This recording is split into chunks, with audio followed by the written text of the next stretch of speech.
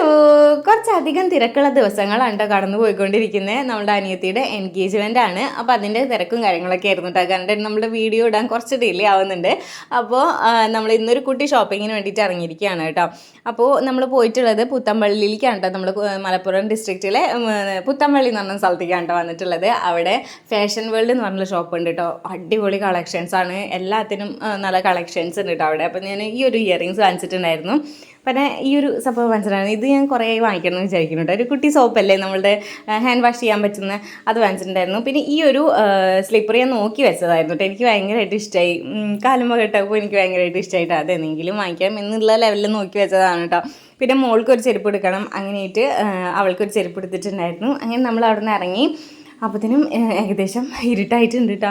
പിന്നെ ഇത് ഈ ഒരു കേക്കും പിന്നെ ഒരു കോഫിയും കുടിച്ചിട്ടുണ്ടായിരുന്നു കേട്ടോ. പിന്നെ നേരെ വീട്ടിലേക്ക് വിട്ടു. അപ്പോൾ ഇത്രയേ ഉള്ളൂ കേട്ടോ. Bye bye.